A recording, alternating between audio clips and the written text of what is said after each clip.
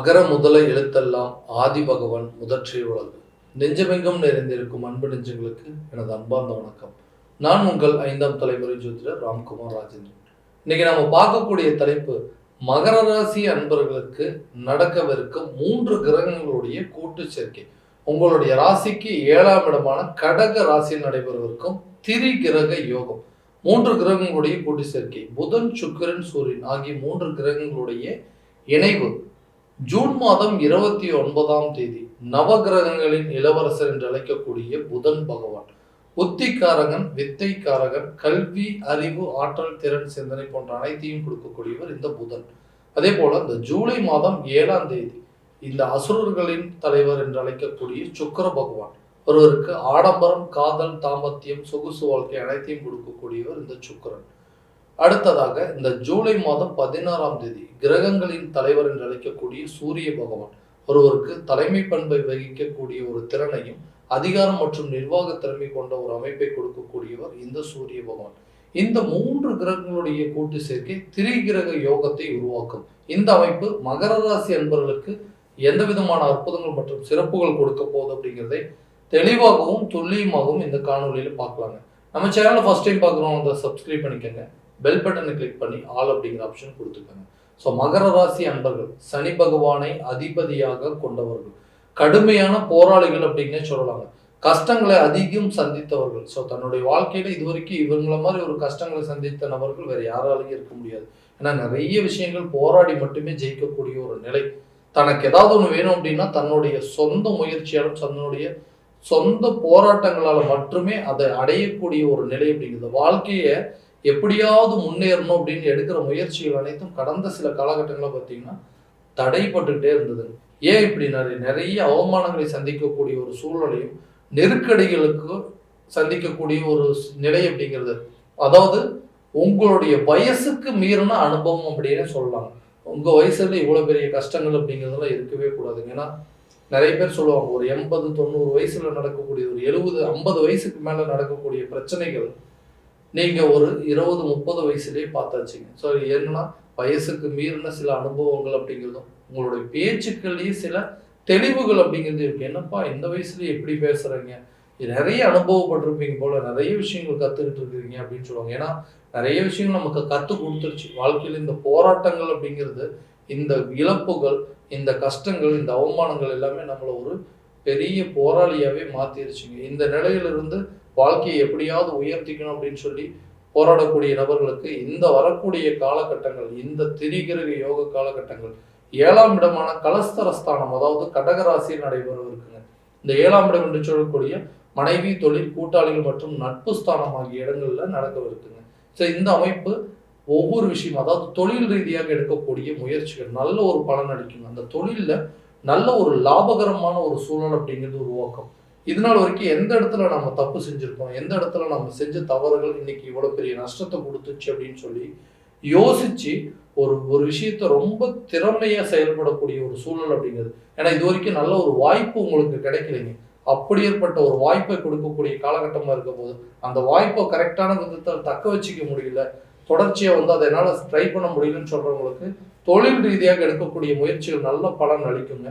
நீங்கள் ஆரம்பிக்கக்கூடிய தொழிலாக இருந்தாலும் சரி, ஆல்ரெடி நீங்கள் பண்ணிட்டு இருக்கக்கூடிய தொழிலாக இருந்தாலும் சரி, அதில் நல்ல ஒரு முன்னேற்ற பாதையை நோக்கி கொண்டு போகக்கூடிய காலம் இந்த திரிகிரக யோக காலம் அப்படின்னு சொல்லலாம். அடுத்ததான் இந்த வேலையில் இருக்கிறவங்க, வேலையும் கிடைக்கலைங்க, ரொம்ப நாளாக வேலை தேடிட்டே தான் இருக்கிறேன், வேலையும் கிடைக்கல, நான் ஒரு வேலை பார்த்துட்டு இருந்தேன், திடீர்னு அந்த வேலை போயிடுச்சு, அதே மாதிரி நான் வேலை பார்க்குற இடத்துல எனக்கு அந்த வேலையை சுத்தமாக பிடிக்கவே இல்லை, ஏதோ ஒரு விஷயம், எல்லாரும் வேலைக்கு போகிறாங்க, என்ன பண்ணுறது, ஃபேமிலி கமிட்மெண்ட்டுங்க, இதெல்லாம் எனக்கு மட்டும் வேற வழி இல்லாமல் போயிட்டு இருக்கேன், எல்லாருமே வேலை செஞ்சுட்டு இருக்காங்க, எல்லாத்துக்கும் யாருக்கும் எந்த பிரச்சனையும் இல்லாமல் இருக்கு, ஆனால் எனக்கு மட்டும் நான் போகிற இடத்துல என்னை தேடி வாண்டட சில பிரச்சனைகள்லாம் வருது, எதுக்கு எனக்கு மட்டும் ஏன் இப்படி இந்த மாதிரி நடந்துட்டு இருக்கு அப்படின்னு சொல்லி யோசிச்சுட்டு இருக்கிறவங்களுக்கு வாழ்க்கையில சரியான ஒரு முன்னேற்ற பாதை அப்படிங்கிறதே இல்லை. வேலை செஞ்சுட்டு இருக்கோம், ஆனால் அதில் எந்த ப்ரொமோஷனும் இல்லை, முயற்சி பண்ணிகிட்டே தான் இருக்கிறோம், அதில் ட்ரை பண்ணி நல்ல ஒரு அமைப்பு கிடைக்கலன்னு சொல்கிறவங்களுக்கு பொருளாதார ரீதியாக ஒரு முன்னேற்றம் அடையணும் அப்படின்னா நல்ல ஒரு சேலரி இன்க்ரிமெண்ட் அப்படிங்கிறது கிடைக்கணும்னு யோசிச்சுட்டு இருக்கிறவங்களுக்கு இந்த காலகட்டங்கள் ப்ரொமோஷன் அப்படிங்கிறது கிடைக்கிறதுக்கான சூழலும், சேலரி இன்க்ரிமெண்ட் ப்ளஸ் புதுசாக ஜாப் தேடிட்டு இருக்கிறவங்களுக்கு இது ஒரு நல்ல காலமாக இருக்க போது அதே போல இந்த வெளிநாடு சம்மந்தப்பட்ட முயற்சிகள் ரொம்ப வருஷமா வந்து ட்ரை பண்ணிட்டு இருக்குங்க. கொஞ்ச நாள் போய் ஃபாரின்ல ஒர்க் பண்ணிட்டு வந்தோம் அப்படின்னா எல்லா பிரச்சனையும் எனக்கு தீர்ந்துரும். நிறைய கமிட்மெண்ட்ஸ் இருக்குது, நிறைய கடன் பிரச்சனைகள்லாம் இருக்குது. ஸோ எதுக்கு கடன் வாங்கணும் அப்படின்னே தெரியல. கடன் வாங்கி இன்னைக்கு அந்த கடனுக்கு தேவையில்லாத வட்டி கட்டக்கூடிய நிலை. ஒரு கடன் அடைக்கிறதுக்கு இன்னொரு இடத்துல கடன் வாங்கினா பரவாயில்லைங்க. ஒரு வட்டி கட்டுறதுக்கு ஒரு இடத்துல கடனை வாங்கி வட்டி கட்டுனா எப்படி இருக்கும்? அந்த மாதிரி ஒரு நிலை தான். ஸோ கை கட்டினது வாய் கெட்டாமல் இருக்குது. எப்போதான் இந்த பிரச்சனைலாம் தீரும்? நானும் நினைச்ச விஷயங்கள் நான் நினைச்ச மாதிரி ஒரு வாழ்க்கையை வாழ முடியாதா அப்படின்னு யோசிச்சுட்டு இருக்கிறவங்களுக்கு இந்த வெளிநாடு சம்மந்தப்பட்ட சில யோகங்கள் அப்படிங்கிறது கட்டாயமாக கிடைக்கக்கூடிய நிலை அப்படிங்கிறது இருக்குங்க. அடுத்ததான் இந்த திருமணம் சார்ந்த சில யோகங்கள். நிறைய பொண்ணு பார்த்துட்டோங்க, நிறைய இடத்துல போய் பார்த்துட்டு இருந்தாச்சு. ஆனால் அந்த திருமணம் எதனால் அப்படி தள்ளி போயிட்டே இருக்குது? கரெக்டான விதத்தில் வேலையும் இருக்குங்க, நல்லா சம்பாதிக்கிறேன், எல்லா வசதி வாய்ப்புகளும் இருக்குதுங்க, வீட்டுக்கு தேவையான எல்லா பொருளும் வாங்கி போட்டாச்சு, இன்னைக்கு வந்து பொறுப்பாக ஒரு சில வேலைக்கு செஞ்சிட்டு இருக்கிறேன். ஆனால் எனக்கு இந்த திருமணம் அப்படிங்கிறது வாழ்க்கையில் மிகப்பெரிய ஒரு தடையாகவே இருக்குது. அந்த கரெக்டான நேரத்தில் மேரேஜ் அப்படிங்கிறது ஒன்று நடந்துருச்சுன்னா எனக்கு இருக்கிறதுல எல்லாமே இன்னும் மனைவி வரக்கூடிய நேரம் இன்னும் என்ன அடுத்த லெவலில் கொண்டு போகணும்னு யோசிச்சுட்டு இருக்கிறவங்களுக்கு திருமணம் சார்ந்து இருக்கக்கூடிய தோஷங்கள் மற்றும் தடைகள் அப்படிங்கிறது கட்டாயமாக விலகக்கூடிய காலமாக இருக்க போது. அதே போல் இந்த காதல் சம்மந்தப்பட்ட சில அனுகூலங்கள் ஓகேங்க, ரொம்ப நாளாக ஒருத்தர் வந்து விரும்பிட்டு இருக்க அந்த விருப்பத்தை வந்து ஒருத்தர்கிட்ட சொல்லக்கூட முடியலன்னு சொல்கிறவங்களுக்கு இந்த தருணத்தில் உங்களுடைய விருப்பத்தை அவங்ககிட்ட சொல்லக்கூடிய அளவுக்கு சூழ்நிலை அப்படிங்கிறது கட்டாயமாக உருவாகுங்க. இந்த குழந்தை இல்லாத தம்பதியினருக்கு குழந்தை பாக்கியம் ஏற்பதற்கான வாய்ப்புகள் அப்படிங்கிறது நிச்சயமா இருக்கு.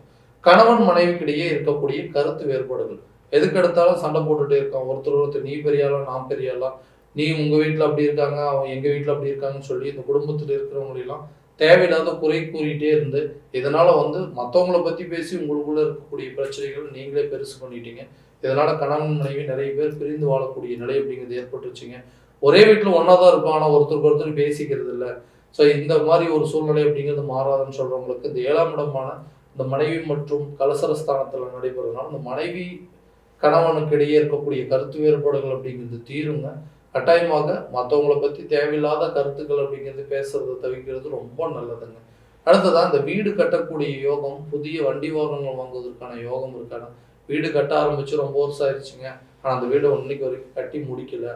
சரி எப்படியாவது இன்னைக்கு முடிஞ்சிடும் நாளைக்கு முடிஞ்சிடும், இன்னைக்கு ஆரம்பிக்கலாம் நாளைக்கு ஆரம்பிக்கலாம்னு சொல்லிட்டு அப்படியே தள்ளி தள்ளி போயிட்டே இருக்குன்னு சொல்றவங்களுக்கு இந்த நின்று போன வீட்டு வேலையை செய்து முடிக்கக்கூடிய யோகமும், புதுசா இடம் வாங்குவதற்கான வாய்ப்பு, ஒரு ஒரு புதிய வண்டி வாகனங்கள் வாங்குவதற்கான ஒரு யோகமா இருக்க போகுதுங்க. இந்த உடல் ரீதியா இருக்கக்கூடிய பாதிப்புகள்லாம் எப்பதான் தெரியும்? எதுக்கெடுத்தாலும் வந்து உடல்ல வந்து நல்ல ஆக்டிவா இருக்க முடியல, சோர்வாவே இருக்குது, துணிச்சலாவே இல்லை, எப்போ பார்த்தாலுமே இந்த தூக்கமின்மை அப்படிங்கிற ஒரு பிரச்சனை, உடல் ஆரோக்கியம் இல்லை, சுறுசுறுப்பாக செயல்பட முடியல அப்படின்னா. ஏன்னா இந்த சனி பகவான் அதிபதியாக இருக்கிறார் அப்படின்னாவே உடல் ஆரோக்கியம் அப்படிங்கிறது உடலும் மனதும் வந்து சுறுசுறுப்பாக இருக்குன்னு சொல்லுவோம்.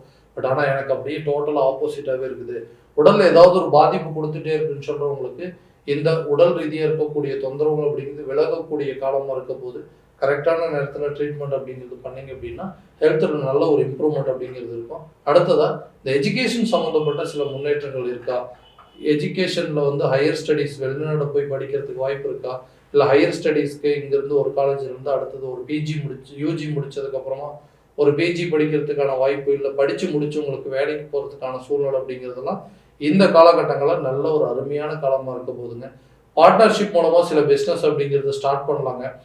இது வரைக்கும் உங்கள் நண்பர்கள் மத்தியில் இருக்கக்கூடிய கருத்து வேறுபாடுகள் அப்படிங்கிறது விலகும். ஏன்னா ஒரு பணம் கொடுக்கல் வாங்கல சில பிரச்சனைகள் அப்படிங்கிறது, கடன் வாங்கிட்டோம், அந்த கடனை கரெக்டான நேரத்தில் உங்களுக்கு திரும்ப கொடுக்க முடியல, இதனால தேவையில்லாத அவமானங்களை சந்திச்சாச்சு, ஒருத்தர் வந்து நம்மளை வந்து கேள்வி கேட்கக்கூடிய நிலை வந்துருச்சு, இதனால நமக்கு அவங்களுக்குள்ள இருக்கக்கூடிய நட்பு ரீதியாக இருக்கக்கூடிய பழக்க வழக்கங்களே கட்டாயிருச்சுங்க. ஸோ மறுபடியும் இந்த நிலையெல்லாம் மாறாதா? அவங்ககிட்ட வாங்கின படத்தை கரெக்டான நேரத்தில் கொடுத்து இந்த பிரச்சனையை தீர்த்துக்க முடியாதுன்னு நினைக்கிறவங்களுக்கு இந்த தருணம் கண்டிப்பாக நல்ல ஒரு காலகட்டமாக இருக்க போது. நீண்ட நாட்களாக இருந்த அந்த கடன் பிரச்சனை அப்படிங்கிறது தீர்ந்து நண்பர்கள் மத்தியில் நல்ல ஒரு அந்யோன்யம் அப்படிங்கிறது ஏற்படுங்க. ஃப்ரெண்ட்ஷிப் மத்தியில் இருக்கக்கூடிய பிரச்சனைகள் அனைத்தும் தீரும். நல்ல வாழ்க்கையில் நல்ல ஒரு நண்பர்கள் அப்படிங்கிறது கிடைக்கிறது ரொம்ப முக்கியங்க. இந்த மாதிரி சில பண பிரச்சனைனாலும் அதை எல்லாத்தையுமே இழந்துட்டு இருந்தவங்களுக்கு இப்போ வரக்கூடிய காலகட்டங்கள் நண்பர்கள் மத்தியில் இருக்கக்கூடிய அனைத்து பிரச்சனைகளும் தீர்ந்து வாழ்க்கையில் நல்ல ஒரு முன்னேற்ற பாதையை நோக்கி கொண்டு போகக்கூடிய வாய்ப்புகள் அப்படிங்கிறது இந்த திரிகிரக யோகமானது கொடுக்க போகுதுங்க. இது வரைக்கும் நம்ம பார்த்தெல்லாம் பார்த்தீங்கன்னா கோச்சார பலன்கள் மட்டும்தான். இந்த பலன்கள் அனைத்து உங்களுக்கு நடக்குமா அப்படின்னா உங்களுடைய ஜனனகால ஜாதகத்தை முழுமையான விதத்தில் தெரிஞ்சுக்கிட்டு அதற்குண்டானபடி ஒவ்வொரு முயற்சிகள் எடுத்தீங்க அப்படின்னா எல்லா விதமான வெற்றிகள் அப்படிங்கிறது கிடைக்குங்க. உங்கள் ஜாதகம் எங்கிட்ட பார்க்கணும் அப்படின்னு ஆசைப்பட்டீங்கன்னா கீழே இருக்க நபருக்கு காண்டாக்ட் பண்ணி அப்பாயின்மெண்ட் ஃபிக்ஸ் பண்ணிக்கோங்க. அப்படி இல்லையா உங்களோட ஜாதகத்தை வாட்ஸ்அப் மூலமாக அனுப்பிச்சு வச்சிங்க அப்படின்னா தெளிவான முறையில் கணிச்சு துல்லியமான பலன்கள் அப்படிங்கிறது உங்களுக்கு தெரியப்படுத்தப்படுங்க. மீண்டும் அடுத்த காணொலியில் உங்களை சந்திக்கும் வரை உங்களிடமிருந்து விடைபெறுவது உங்கள் ராம்குமார் ராஜேந்திரன். நன்றி.